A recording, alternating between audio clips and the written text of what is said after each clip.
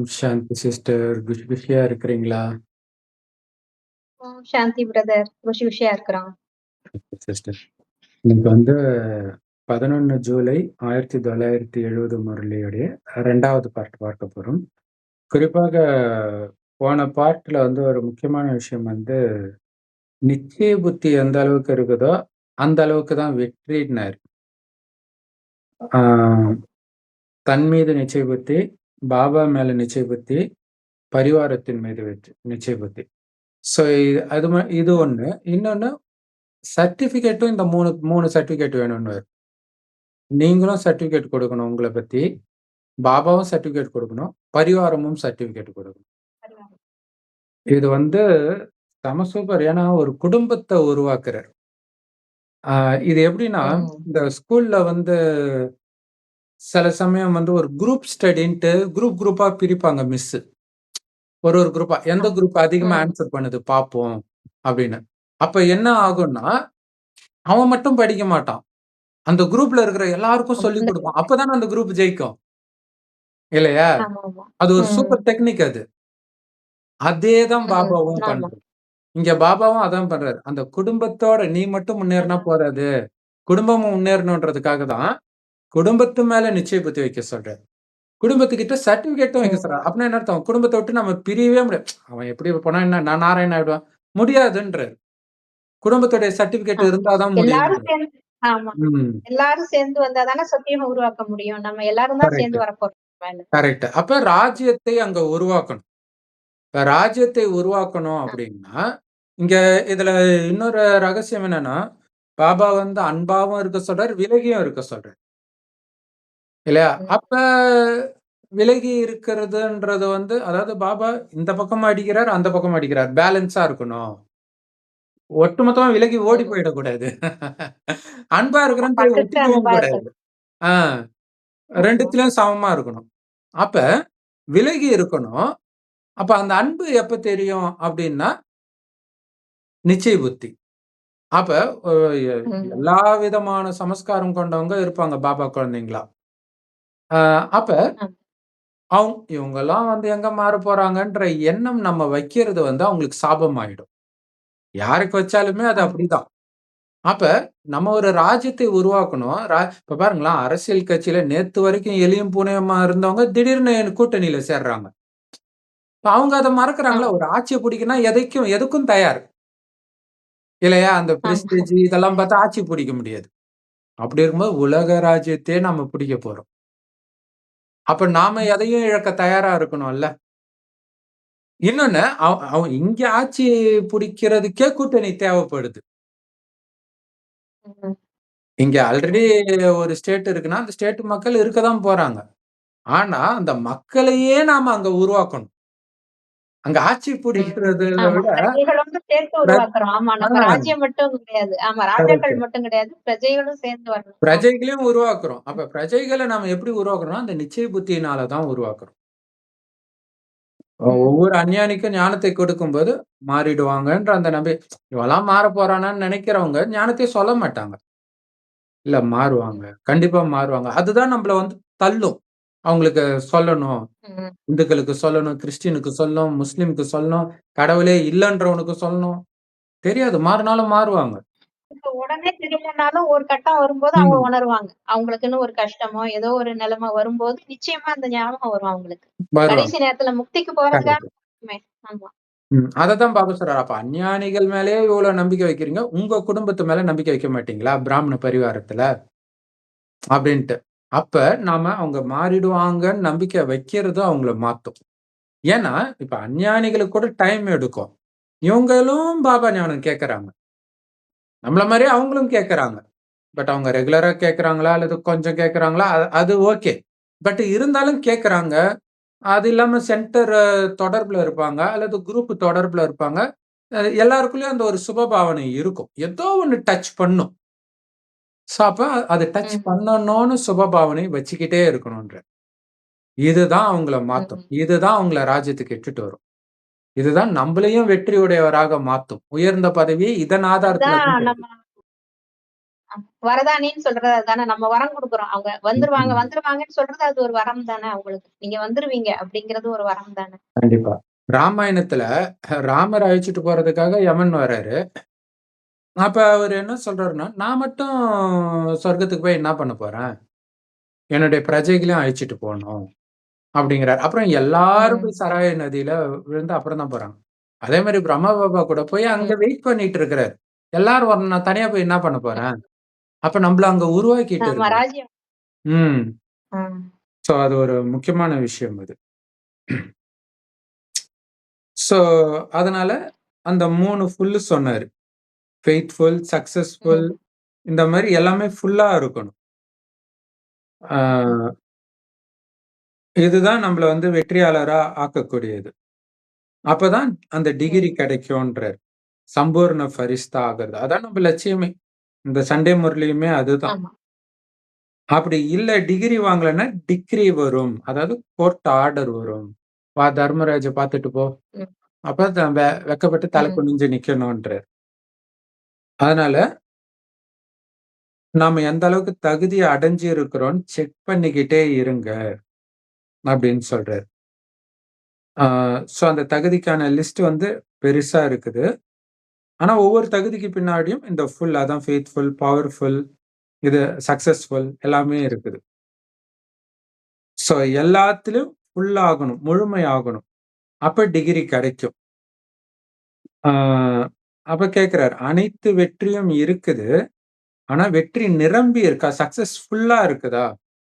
சக்திசாலியா இருக்கிறீங்களா? பவர்ஃபுல்லா இருக்கிறீங்களா? இல்ல குறைவா இருக்குதான்னு செக் பண்ணிக்கிட்டே இருங்க அப்படிங்கிறாரு. ஏன்னா, யார் எல்லாத்துலயும் ஃபுல்லா இருக்கிறாங்களோ, அவங்களுக்கு தான் அந்த டிகிரி. சம்பூர்ண அவ்யக்த ஃபரிஸ்தா. சோ எல்லோரும் இந்த லட்சியம் வச்சிருக்கிறீங்க தானே, அதிலிருந்து நம்ம பார்க்கிறோம். அதிலிருந்து பார்ப்போம் சிஸ்டர். அனைவரும் இந்த லட்சியத்தை வைத்திருக்கிறீர்கள் தான் இல்லையா? இப்பொழுது நடக்கும் நேரம் எப்படிப்பட்டதாக இருக்கிறது? இப்பொழுதைய நேரம் நாக்குக்கானது, மென்மையானது. இப்பொழுது போதையோடு செல்வதற்கான நேரம் இல்லை. இது குழந்தை பருவத்தில் இருந்தது. ஒருவேளை மென்மையான நேரத்தில் கூட யாராவது போதையோடு நடந்து கொண்டார்கள் என்றால் முடிவில் நஷ்டம்தான் இருக்கும். எனவே இப்பொழுது சம்ஹார மூர்த்தி, வதை செய்யும் மூர்த்தி ஆக வேண்டும். பயங்கரமான ரூபம் உடையவராக ஆக வேண்டும். இப்பொழுது நாளுக்கு நாள் மென்மையான நேரமாகும் காரணத்தினால் சம்ஹார மூர்த்தி ஆக வேண்டும். எதை சம்ஹாரம் அழிக்க செய்ய வேண்டும்? தன்னுடைய சம்ஸ்காரங்களை, தன்னுடைய பாவங்களின் மேல் மற்றும் பாவ ஆத்மாக்கள் யார் இந்த நேரம் இருக்கிறார்களோ அவர்கள் மேல் பயங்கர ரூபம் இப்பொழுது தாரணை செய்து ஒரு நொடியில் பஸ்மமாக்க வேண்டும். சங்கரரை பற்றி ஒரு நொடியில் கண் திறந்தது மற்றும் விநாசம் ஏற்பட்டது என்று கூறுகிறார்கள் இல்லையா? இது சம்ஹாரமூர்த்தியின் காரியத்தின் அடையாளமாகும். பயங்கர ரூபமாகி யார் மேலேயும் திருஷ்டி கொடுத்து மேலும் அவர்களின் பாவ சம்ஸ்காரங்களை பஸ்மமாக்கி விட வேண்டும். அப்படி பாவங்கள் மற்றும் வீணான செயல்கள் பாவிகளின் மேல் இப்பொழுது பயங்கர ரூபம் தாரணை செய்ய வேண்டும். இப்பொழுது அன்பு நிறைந்த மூர்த்தி கூட இல்லை. இப்பொழுதோ காளி ரூபம் தேவையாக இருக்கிறது. பயங்கர சம்ஹாரி ரூபம் தேவையாக இருக்கிறது. இப்பொழுது கடைசி நேரமாகும். இதுவரை ஒருவேளை பயங்கர ரூபம் உடையவராக ஆகவில்லை என்றால் தன்னுடைய பாவங்கள் மற்றும் பாவிகளை எதிர்நோக்க முடியாது. இப்பொழுது உள்ளடக்கும் விஷயம் இல்லை. இப்பொழுது கடைசி நேரமாகும். இதுவரை ஒருவேளை பயங்கர ரூபம் உடையவராக ஆகவில்லை என்றால் தன்னுடைய பாவங்கள் மற்றும் பாவிகளை எதிர்நோக்க முடியாது. இப்பொழுது உள்ளடக்கும் விஷயம் இல்லை. பாவங்களை, வீணான எண்ணங்களை மற்றும் பாவிகளின் பாவ நடத்தையை இப்பொழுது உள்ளடக்க வேண்டியது இல்லை. ஆனால் சம்ஹாரம் செய்ய வேண்டும். இப்பொழுது அன்பை உள்ளடக்க வேண்டும். சக்தி ரூபத்தை பிரத்யக்ஷம் செய்ய வேண்டும். சக்திகளுக்கு ஒரே நேரத்தில் 3 விஷயங்களை தாரணை செய்ய வேண்டும். ஒன்றோ நெற்றியில் தாய்மை அன்பின் குணம், ரூபத்தில் ஆன்மீக தன்மை மற்றும் வார்த்தைகளில் சக்தி இருக்க வேண்டும். ஒவ்வொரு வார்த்தையையும் பாவங்களை மற்றும் பாவிகளை அழிக்கக்கூடியதாக இருக்க வேண்டும். எப்பொழுது இந்த 3 விஷயங்களும் ஒன்றாக தாரணை ஆகிறது என்றால் என்னவாகும்? பாவம் மற்றும் பாவிகள் பஸ்பமாகி விடுவார்கள். சக்திகளின் பார்வையால் பாவி ஆத்மாக்கள் நடுநடுங்கி போய் விடுவார்கள். எதன் மேல்? தான் செய்த பாவங்கள் மேல். எனவே இப்பொழுது சம்ஹாரம் செய்பவர்களாக ஆகுங்கள் மற்றும் விரைவாக சம்ஹாரம் செய்யுங்கள். சில இடங்களில் அலங்கரித்துக் கொண்டிருக்கும் போதே சம்ஹாரத்தை மறந்து விடுகிறார்கள். அலங்காரமோ அதிகமாக செய்திருக்கிறீர்கள். ஆனால் இப்பொழுது சம்ஹாரம் செய்யுங்கள். Super, super. பயங்கரமா இருக்குது.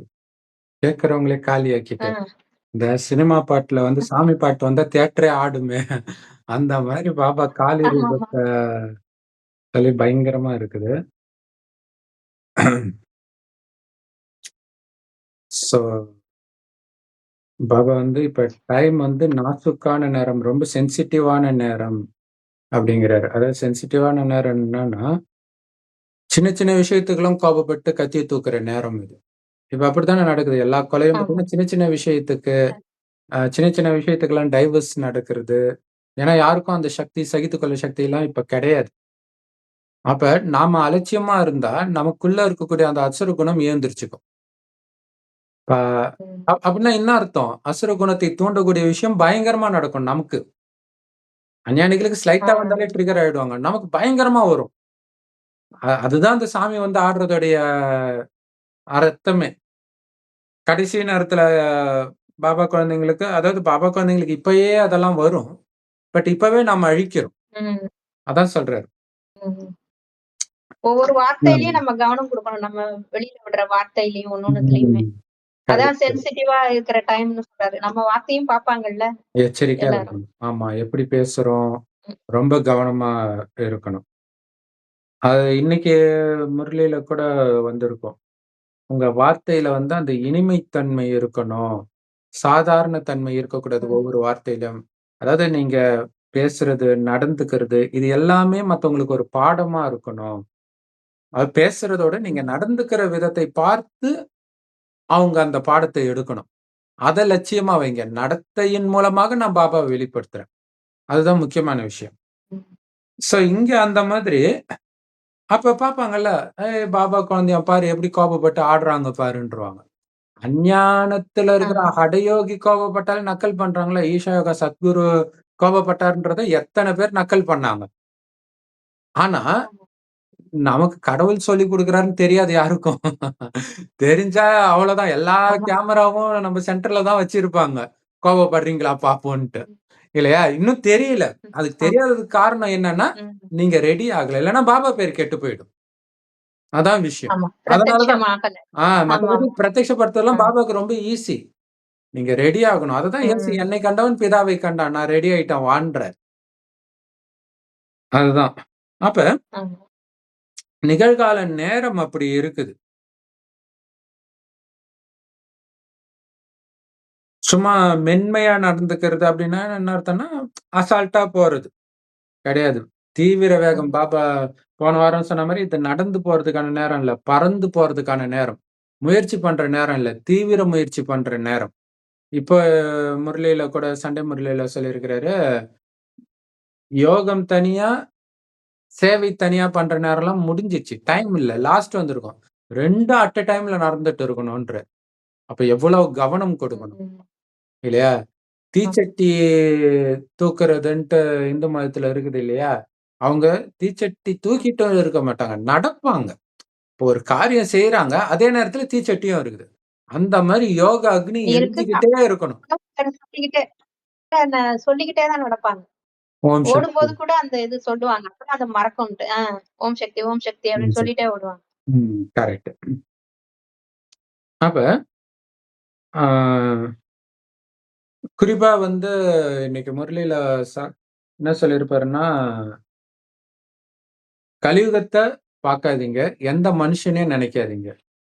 அது ஸ்ரீமத்துக்கு புறம்பானதுன்றார். அது உங்களுக்கு புடிச்சவங்களையும் நினைக்கக்கூடாது, புடிக்காதவங்களையும் நினைக்கக்கூடாது. 2மே ஏமாத்திடும். ஒரு பாபாவை நினைக்க வேண்டியது எந்த அளவுக்கு முக்கியமோ, வேற யாரையும் நினைக்காம இருக்க வேண்டியதும் அவ்வளவு முக்கியமானது. அப்படி எண்ணம் வருதே, அங்க தான் சம்ஹார மூர்த்தி ஆக சொல்றார்.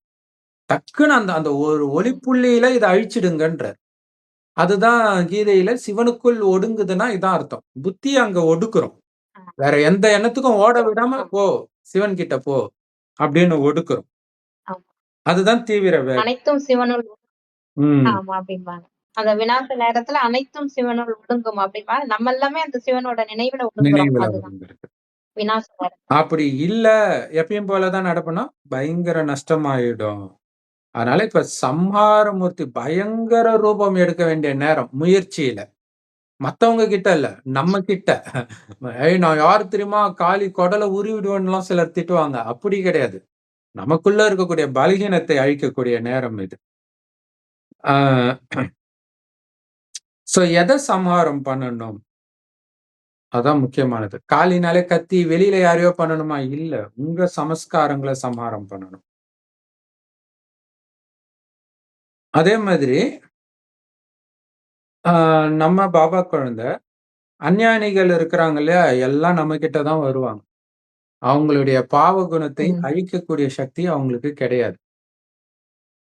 நம்ப ம். ஒரு வினாடி பார்வையில அத அழிக்கணும். அது நமக்கு துக்கம் குடுக்குறவங்களாவே பாவங்கள கூட அழிக்கும். இருக்கலாம்.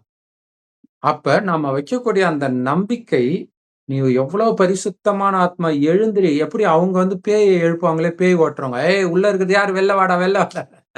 அந்த மாதிரி உனக்குள்ள அந்த தெய்வீக சக்தி இருக்குது. எழுந்திரி, எழுந்திரி அந்த எண்ணத்த உருவாக்க, உருவாக்க அது எழுந்திரிக்கும். அந்த அந்த எண்ணத்தினால உருவாக்குறோம். அவங்க நெகட்டிவா எடுத்துட்டு வராங்க. நம்ம பாசிட்டிவா எடுத்துட்டு வர்றோம். சோ அதுதான் நம்ம அந்த அவங்களோட பாயிண்ட். ஆத்மாவ பார்த்து அந்த திருஷ்டி குடுக்கணும். அதுதானே பிரதர் ம். சொல்றாரு பாபா. அந்த கரெக்ட். ஆத்மாவ பார்த்து நம்ம திருஷ்டி குடுக்கணும். நீ ஆத்மா, நீ உன்னோட பாவங்கள்லாம் அழியணும். நீ வந்து முக்தி அடையணுன்ற மாரி ஒரு எண்ணங்கள நம்ம எழுப்பணும். ம். அவங்கள பார்த்து, அஞ்ஞானிகள பார்த்து. கரெக்ட். அந்த ஆத்மாவுடைய உண்மையான குணத்த அதுதான் உன்னுடைய குணம். எழுந்திரி, எழுந்திரின்னு சொல்ல, சொல்ல அந்த ஆத்மாக்கு அது டச் ஆகும். எண்ணத்துல அது போகும். அத எடுத்துட்டு வரணும். ஆ ஆத்மா அதுக்கு தான் அசைக்க முடியாத நம்பிக்கை இருக்கணும். அது ரொம்ப முக்கியம். கண்டிப்பா இவங்க மாறுவாங்கன்ற நம்பிக்கை இருக்கணும். மாற மாட்டாங்கன்னா சாபமா போயிடும். அது நமக்கும் சாபமாயிடும். ஏன்னா நம்ம தொடர்புல தானே வருவாங்க. சரி. ஏன்னா இப்பவே வராங்கன்னு அதனால எப்பயும் நம்ம அப்படி வருவாங்கல்ல. பார்த்தாலே அது அவங்க ம். அவங்கள செய்ய முடியுமா? நம்மளால அப்படி செய்ய முடியுமா? அப்படின்னு இருக்கக்கூடாது. நம்ம மேலயும் நமக்கு நம்பிக்கை வேணும் இல்லையா? அதான் 3 ம். சொன்னார்ல. நம்ம மேல முதல்ல நம்பிக்கை வேணும். அந்த கண்டிப்பா. சாதாரண அஞ்ஞானிகளுக்கு பிராணிக் ஹீலிங்லயே சொல்லுவாங்க. இப்படி ம். பிராணிக் எனர்ஜிய சக்தி குடுக்கும்போது, அது எப்படி சக்தி குடுத்தா வேலை செய்யும்? அது போகுமா? ம். அப்படிலாம் கேட்பாங்க. டவுட் கேட்பாங்க ம். படிக்கும்போது. ம். அது ம். போகும். போகணும்னு நீங்க நெனைக்கணும். நெனச்சா அந்த நம்பிக்கையில போகும். நீங்க ஏன் போகாதுன்னு நெனைக்கிறீங்க? அதெல்லாம் ம். போகும் அப்டிம்பாங்க. அது அது மாதிரி அவங்களே அவ்ளோ நம்பிக்கையா சொல்லும்போது, நம்ம நம்பி பாபா குழந்தை பாபாவே சொல்றாரு. ம். கண்டிப்பா. நம்பிக்கையின் ஆதாரத்துல தான் ஞானமே. அதுதான் இருக்குது. அததான் வந்து இயேசு வந்து கடுகளவு விசுவாசத்தோட மலை பெயர்ந்து போன்னு சொன்னா போய் விழுன்றாரு. அப்ப மலையே பெயர்ந்து விழும்போது மனிதன் மாற மாட்டானா? அதுதான் அதோடைய உள்ள அர்த்தம். ஆ ம். அதனால ஆத்மாக்கள் மேல நான் காளி என்கிட்டயே நீ வந்து அசுர குணத்த வெளிப்படுத்துறியா? அ நீ இது அந்த அசுர குணத்தை அழிக்கிறன்ற எண்ணத்துல பார்க்கணும். அப்ப நீங்க பார்க்கும்போது ம். அது போயிடும். அவங்க நடுங்குவாங்கன்றாரு. நமக்குள்ள இந்த குணம் ம். இருக்குதே அப்டின்ட்டு. இது எவ்வளோ பெரிய விஷயம் இல்லையா? ம். அதனால தானே எல்லாருக்கும் அந்த காளி காளி தான் ரொம்ப ஃபேமஸா இருக்கு. நெறைய பேருக்கு திரௌபதி புடிச்சிருக்குது. ஏன்னா, அந்த ஒரு வைராக்கியமா பேசுறது. ம். இது எல்லாமே அந்த அசுர ஆமா. குணத்துக்கிட்ட காட்டணும். சோ ஒரு வினாடி தான் அத எரிக்கிறதுக்கு. அசுர குணத்த எரிக்கிறதுக்கு ஒரு வினாடில எரிச்சிடணும். சங்கரரை பார்த் சங்கரர பார்த்து அதானே சொல்றாங்க. கண்ண திறந்த உடனே உலகத்த அழிச்சுட்டாருன்னு. சோ அப்ப அந்த சங்கரே நம்மளுடைய நினைவு தான். ம். அப்ப சம்ஹார மூர்த்தி நாம தான். நாம செய்யற காரியத்துடைய அடையாளமாக அங்க அப்படி சொல்லிட்டாங்க. இப்ப பழைய உலகத்த அழிக்கிறாங்கன்னா என்ன அர்த்தம்னா, பழைய உலகத்தின் குணங்களை அழிக்கிறாங்க. அந்த 3வது கண்ணு ஞான கண்ணு வந்துருச்சுன்னா அழிஞ்சிடும். நான் சொர்க்கத்துக்கு போயிட்டு இருக்கிறேன். அதான் அப்பால போ சாத்தானேன்னா அதான் அர்த்தம். எரிச்சுட்டாங்க அப்படின்னு அர்த்தம். சோ யாருக்காக வேணாலும் இந்த பயங்கர ரூபத்தை தாரணை செஞ்சு, கிராமங்கள்லாம் வந்து பேய் ஓட்டுறதுக்குன்னே ஒருத்தங்க இருப்பாங்க. உடம்பு சரியில்லன்னா கூட அதுக்கு தான் அவங்க கிட்ட ம். தான் அழைச்சுட்டு போவாங்க. சோ அந்த மாரி இந்த பேய ஓட்டுறது நம்மளுடைய வேல. அந்த பயங்கர அவங்களே பயங்கரமா இருப்பாங்க பார்க்கறதுக்கு. ஒரு குச்சி ஒண்ணு வச்சுக்கிட்டு, அதுக்குன்னு ஒண்ணு வச்சுட்டு இருப்பாங்க. ம். அந்த மாரி பயங்கர ரூபத்தை தாரணை செஞ்சு திருஷ்டி அப்ப நான் சிவனுடைய மனைவி சக்தி அந்த நினைவு ஆழமா பதிவாயிடணும். சிவனுக்கு மட்டும் சொந்தமானவள்ன்னும் ம். பொழுது தான் அந்த சக்தி வரும். அந்த சக்தியோட பார்வை பார்க்கும் பொழுது, அவங்களுடைய பாவ சமஸ்காரங்கள் ஒரு செகண்ட்ல அழிஞ்சிடணும். அந்த மாதிரி பவர்ஃபுல்லா பார்க்கணுன்றேன். அதனால இப்பவே உங்களுடைய பாவ கர்மங்கள் மீது அலட்சியமா கருணையெல்லாம் காட்டாம, கருணை மனிதர்கள் கிட்ட, மத்த ஆத்மாக்கள் கிட்ட இருக்கணும். பாவத்தின் மீது, பலகீனத்தின் மீது இருக்கக்கூடாது. கருணை காட்டாம அத பயங்கர ரூபத்தை தாரணை செஞ்சு அழிச்சிடணும். அதாவது பாவ கர்மங்கள் என்னென்ன பாவ கர்மத்த விட முடியல. டக்குன்னு நான் தான் இத விட்டுருவேனே! நான் என்ன சாதாரண ஆத்மாவா? அப்படின்னு நினைச்சு விட்டுடணும். அதே மாரி வீண் விஷயங்கள். இல்லையா? இலக்கை நோக்கி போறத தவிர எந்த பக்கம் போனாலும் அது வீண் விஷயம் தான். நேரம் வேஸ்ட் ஆகுது. ஸோ அத விட்டுடணும். ஏன்னா, இந்த விஷயத்துல நீங்க அன்பான மூர்த்தியா இருக்கக்கூடாது. மாயா கிட்ட. இல்லையா? இதுல நாம காளி ரூபமா இருக்கணும். பயங்கர சம்ஹார ரூபம் இருக்கணும். ஏன்னா, இப்பதான் எரிக்க வேண்டிய அந்த கடைசி நேரம். ஒரு விதத்துல இதோடைய நினைவு தான் கண்ணகி மதுரை எரிச்சா இப்படியெல்லாம் கதை உருவாகிருக்கும்னு நெனைக்கிறேன். அவங்களுக்கு ஏத்தா மாரி. ஒருவேள ஆ இதுவரை பயங்கர ரூபதாரியா நீங்க ஆகலன்னா, வரப்போற பாவங்கள் ஒரு செகண்ட்ல உங்கள மண்டியிட வச்சுடும். அதான் எதிர்கொள்ள முடியாதுன்றாரு. இல்ல இப்ப இன்டர்நெட் வர்றது அப்படித்தானே. இன்டர்நெட், ஏஐ எல்லாம் அப்படி டக்கு டக்குன்னு Instagram வருதுன்னா, ஒரு செகண்ட்ல மைண்ட புடிச்சு இழுக்குதுல்ல. அப்ப நீங்க சம்ஹாரமூர்த்தி இல்லன்னா, நீங்களும் அது பின்னாடியே போயிடுவீங்க. அவ்வளவுதான். இன்னும் என்னென்ன வருமோ தெரியாது. இல்ல இன்னும் ரோபோ வருன்றாங்க, என்னென்னவோ வருன்றாங்க. அதே மாரி பாவ ஆத்மாக்களையும் உங்களால எதிர்கொள்ள முடியாது. நீங்க நடுங்குவீங்க. இல்லையா? ஒரு செகண்ட் அந்த பயமும் அசுர குணம் தான். அதையும் ஒரு செகண்ட் அழிக்கணும். பாபா கூட இருக்கிறாரு. எனக்கு என்ன? அந்த பயப்படுற தெய்வீக மாதிரி சம்பவங்களோ, ம். ஆத்மாக்களோ வருவாங்க. ஆமா. அதையும் நம்ம கரெக்ட், எதிர்கொண்டு அமைதியா இருக்கணும் அந்த நேரத்துல. கரெக்ட். அப்ப இதுல சம்ஹாரமூர்த்தி. நானு, பாபா 3வது யாரும் இல்ல. மத்ததெல்லாம் பொய்யி. அந்த நினைவுல இருக்கணும். சோ, அதனால இப்ப உள்ளடக்குற விஷயம் கிடையாது. பாபா ஆரம்பத்துல உள்ளடக்கும் சக்தினாரு. உள்ள கூட ஏன் அடக்குற? அது ஃபுல்லா அழிச்சிடுன்றாரு. கோபமோ, காமமோ அது இருக்கிற இடம் தெரியாம அழிச்சிடு. உள்ளடக்குறது கூட கிடையாது. அது ஆரம்பத்துல உள்ளடக்குறது. அத அத அப்படியே மாத்திடணுன்றாரு. சுபமான விஷயமாக மாத்திடுங்கன்றாரு. ஏன்னா உள்ள அடக்கி வச்சீங்கன்னா, ஒரு டைம் இல்லனாலும் ஒரு டைம் அது வெளில வந்துடும். அதனால விகர்மங்களையோ, வீண் எண்ணங்களையோ, மற்றவர்கள பற்றி வீண் எண்ணங்களையோ, பாவ ஆத்மாக்களுடைய அந்த பாவ நடத்தையோ உள்ளுக்குள்ள அடக்கி வைக்கிறதில்ல. அது இருந்ததே மறந்துடணும். சம்ஹாரம் செஞ்சிடணுன்றாரு. ஏன்னா நெறைய பேர் இந்த ஏதோ ஒரு தப்பு பண்றாங்க. அத இன்னொருத்தவங்க பார்த்துட்டாங்க. மத்தவங்க கிட்ட சொல்ட்டா என்ன பண்ருவாங்கன்னு கொலை பண்ணுவாங்க. ஏன்னா உள்ள போயிடுச்சுன்னா, அது எப்ப வேணாலும் வெளில வரும். அந்த மாரி நமக்குள்ள இருக்கிறதும் எப்ப வேணாலும் வெளில வரும். அதுக்கு தான் அத அழிச்சிடுங்கன்றாரு. ஃபுல்லா. மற்றவர்கள பத்தி தவறான விஷயங்கள் கேள்விப்பட்டது எல்லாத்தையும் அழிச்சிடுங்கன்றாரு. எல்லாம் அந்த பரிசுத்த ஆத்மாவா பார்க்கணும். ஏன்னா பாபா நம்மள அப்படித்தான் பார்க்கிறாரு. அப்படிதான் நம்மளும் மத்தவங்கள பார்க்கணும். சோ அதனால இப்ப இந்த பலகீனத்தின் மீது உள்ள அன்ப தான் நீங்க உள்ளடக்கணும். இதுல பலகீனத்துல அன்பு காட்டக்கூடாது. இங்க சக்தி ரூபத்தை பிரத்யக்ஷம் பண்ணுங்க, வெளிப்படுத்துங்க அப்படிங்கிறார். சோ சக்திகள் ஒரே நேரத்துல 3 விஷயங்கள தாரணை செய்யணும். அது நம்ம நாளைக்கு பார்க்கலாம் சிஸ்டர். ஓம் சாந்தி.